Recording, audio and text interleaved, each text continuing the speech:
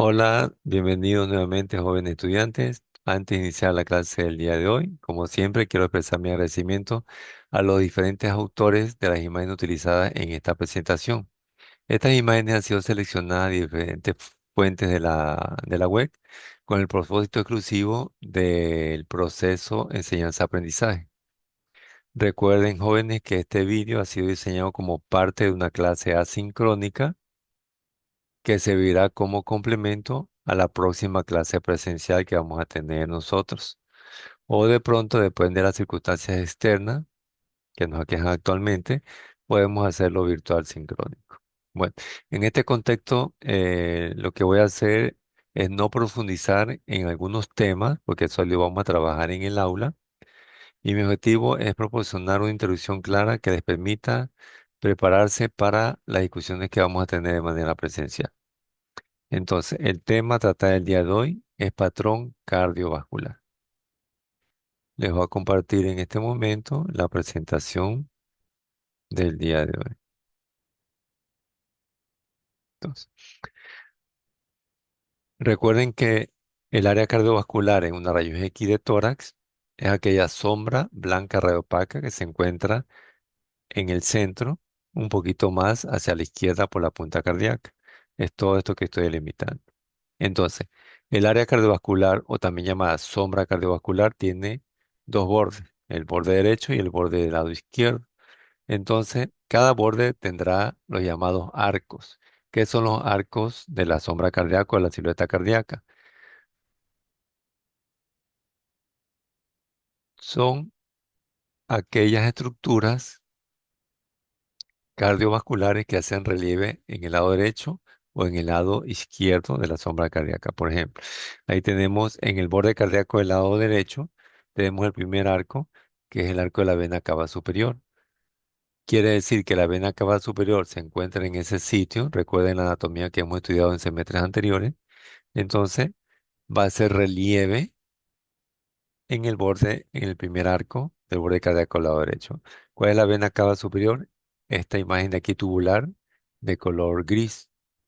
El segundo arco del borde cardíaco del lado derecho es el arco de la aurícula derecha. Observen aquí, vean ustedes, porque la vena cava superior, recuerden que desemboca en la aurícula del lado derecho. Algunos autores definen un tercer arco en el borde cardíaco del lado derecho. Tercer arco vendría a ser el arco de la vena cava inferior. A veces no se ve, a veces sí se ve. Y en el borde cardíaco del lado izquierdo tenemos el primer arco, que es el arco de la aorta, también llamado botón aórtico cuando está prominente. Entonces, vean porque aquí justo está el callado de la aorta, esta estructura roja, que es la aorta, el callado. El segundo arco vendría a ser el arco de la pulmonar, de la arteria pulmonar, pero se refiere aquí no a la principal, sino que a la arteria pulmonar del lado izquierdo que protruye y hace relieve en ese borde. El tercer arco es el arco de la aurícula izquierda, en realidad es la orejuela de la aurícula izquierda que hace prominencia en ese momento. Me refiero normalmente. El cuarto arco es el arco del ventrículo izquierdo, porque se encuentra aquí. Entonces tenemos ahí el trayecto de la aorta con línea discontinua. Tenemos el trayecto todo lo que es el ventrículo del lado izquierdo, de donde sale la aorta. Tengo la arteria pulmonar principal, la derecha y la izquierda. Tengo el ventrículo derecho, que sale de aquí sale la arteria pulmonar, la relación de la aurícula izquierda con su ventrículo izquierdo, la relación de la aurícula derecha con su ventrículo derecho. Y la desembocadura tanto la vena cava superior y la vena cava inferior en la aurícula del lado derecho. Entonces ahí tenemos todos nuestros arcos. Los arcos de la sombra cardíaca son más fáciles de identificar en un paciente adulto, porque el mediastino recuerden que es estrecho y se dibuja mejor las estructuras más que todo vasculares. Pero en el paciente pediátrico se dificulta un poco porque tenemos nosotros que el mediastino es amplio por la presencia del timo. Es decir, aquí vemos nosotros esta reopacidad como hemos trabajado en clases anteriores, la sombra tímica. ¿Qué es lo que nosotros podemos diagnosticar por rayos X en la parte cardiovascular?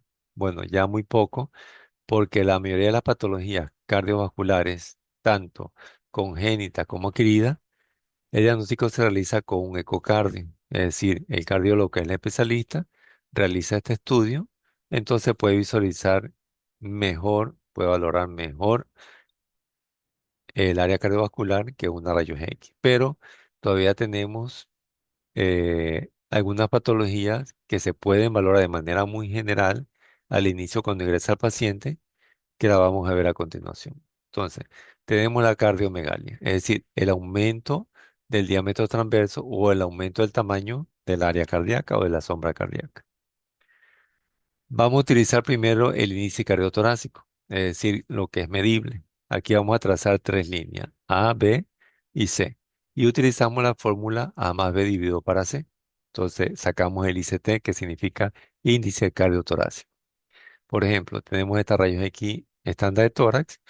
Primero vamos a dibujar imaginariamente una línea perpendicular en la mitad del tórax siguiendo la apófisis espinosa de los cuerpos vertebrales, justo aquí. De aquí partimos la primera línea, que es la línea A, es decir, de la línea central hacia el punto más saliente del borde cardíaco del lado derecho. Recuerden, punto más saliente quiere decir el, la parte más prominente de ese borde. Yo no puedo trazar la línea acá arriba porque esta parte no es la parte más prominente del borde cardíaco del lado derecho. Tengo que hacerlo aquí. Y después trazamos la línea desde la mitad, la línea media, hacia el punto más saliente del borde cardíaco izquierdo. Vamos a trazar una tercera y última línea, que es la línea C, de la parte interna de la parrilla costal del lado derecho hacia el lado izquierdo igualmente. Pero siguiendo la altura del diafragma, yo no lo puedo hacer acá arriba, ni acá tampoco, sino que siguiendo a la altura del diafragma del lado derecho. Entonces vamos a calcular, o sea, vamos a medir la línea A con un goniómetro, de pronto con una cinta métrica o la herramienta que nosotros utilizamos en la pantalla en la web o en cualquier computadora y medimos en centímetros, igualmente la B, igualmente la C. Y vamos a sumar A más B en centímetros, dividido para C, me va a dar en centímetros el resultado. Si el resultado me da hasta 0,50, en adulto es normal. Si el resultado me da hasta 0,65, en niño es normal. Pero si supera estos valores, quiere decir que hay un aumento del diámetro transverso del área cardíaca. Entonces hay una cardiomegalia. Esto aquí lo vamos a trabajar en clase utilizando la fórmula.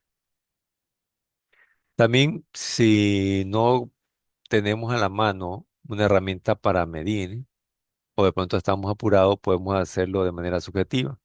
Es decir, trazamos imaginariamente una línea vertical en la mitad de la clavícula del lado izquierdo, por lo general porque la punta cardíaca va hacia el lado izquierdo, salvo que tenga una estrocardia, pero no es muy común.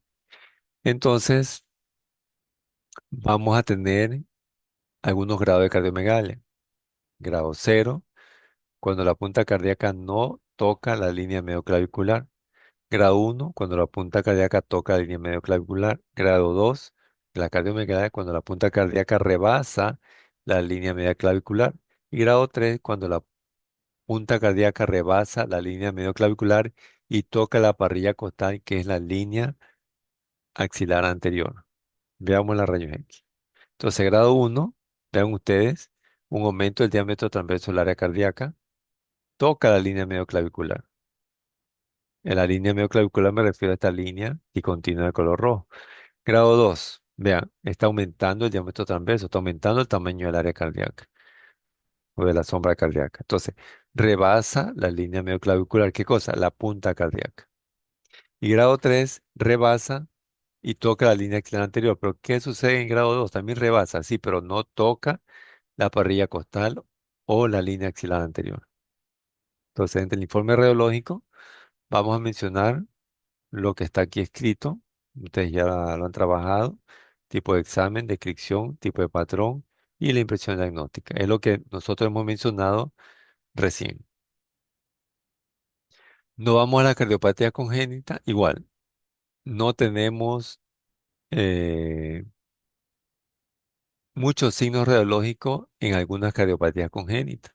¿Por qué? Porque ya tenemos el examen, el ecocardiograma, que lo va a hacer el cardiólogo y por lo tanto el diagnóstico va a ser más por ecocardiograma. Pero sí hay ciertos signos radiológicos en algunas, no en todas patologías en cardiopatía congénita, veamos. Entonces tenemos la transposición de los grandes vasos. ¿Qué significa? Los grandes vasos, que es la arteria aorta y la arteria pulmonar, observen perdón, la salida. Normalmente la arteria pulmonar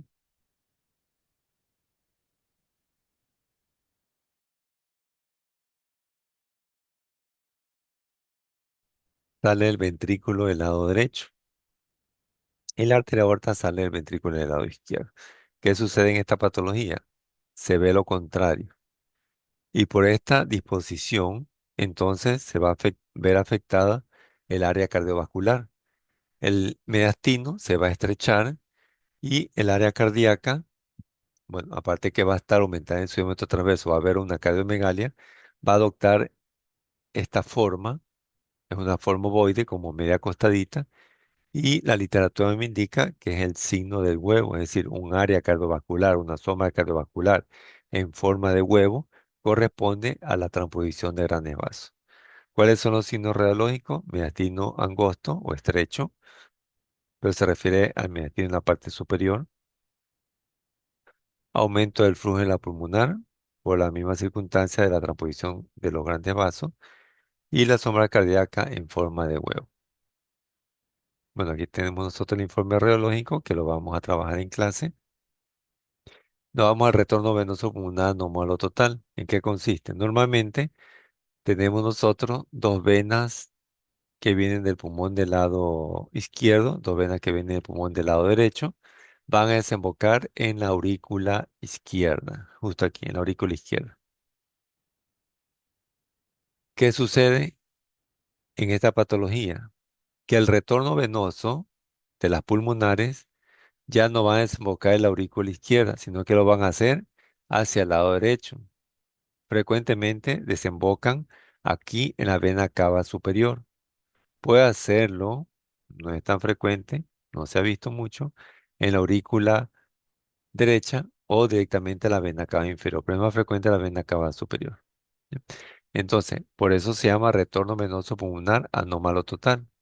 Entonces, cuando hay esta patología, entonces las venas van a cruzar de izquierda a derecha y esto hace que el mediastino superior se ensanche, se vea un poquito más voluminoso en la parte superior. Entonces, vamos a nosotros a ver una rayos X de tórax, un área cardiovascular de esta forma. Entonces, ¿qué forma tiene? En forma de este número, que es el 8, porque el mediastino superior se va a ensanchar por el paso y por el aumento de diámetro de la estructura vascular. O también le llaman en muñeco de nieve, es decir, en el área cardíaca. Entonces, ¿qué vamos a encontrar? Un pedículo ancho, es decir, un mediastino superior ancho. Crecimiento de la aurícula del lado derecho. Claro que va a crecer. ¿Por qué? Porque aparte del volumen que recibe normalmente la vena cava superior, la vena cava inferior, la aurícula derecha, también va a recibir el volumen que tiene que recibir la aurícula izquierda. Entonces se suma el volumen y por lo tanto va a haber un crecimiento de la aurícula derecha, una cardiomegalia, la sombra cardiovascular que ya nombramos en forma de 8, muñeco de nieve, y va a haber un hiperflujo pulmonar. ¿Por qué? Porque hay un aumento de volumen hacia la aurícula derecha, pasa al ventrículo derecho, del ventrículo derecho pasa a la arteria pulmonar. Por eso va a haber un hiperflujo de la pulmonar. Ahí tenemos nosotros el informe radiológico. Y la tetralogía de Fallot, recuerden que nosotros tenemos aquí, tetra son cuatro entidades, estenosis pulmonar, por lo que la arteria pulmonar se vuelve pequeñita y de ahí va a haber los cambios a nivel radiológico. Vamos a observar una comunicación intraventricular, un crecimiento del ventrículo derecho y una aorta cabalgante. ¿Ok? Entonces, en la rayos X nosotros vamos a observar el área cardiovascular con este aspecto, es decir, en forma de bota le llaman o zapato sueco. ¿Por qué? Porque la punta cardíaca está hacia arriba. Cuando hay crecimiento del ventrículo derecho, la punta cardíaca está hacia arriba. Y cuando hay crecimiento por lo general del ventrículo izquierdo, la punta cardíaca está hacia abajo, pegado al diafragma. En este caso, la punta cardíaca está hacia arriba. Por eso le llaman o lo comparan con el zapato sueco o la bota. Entonces, los signos radiológicos son cardiomegalia, punta cardíaca hacia arriba o crecimiento del ventrículo derecho, sombra cardiovascular en forma de bota o zapato sueco. Tenemos el informe radiológico. Bueno, entonces, pero recuerden que con rayos X no vamos nosotros a hacer un diagnóstico o una valoración exacta en relación al otro examen que es el ecocardiograma.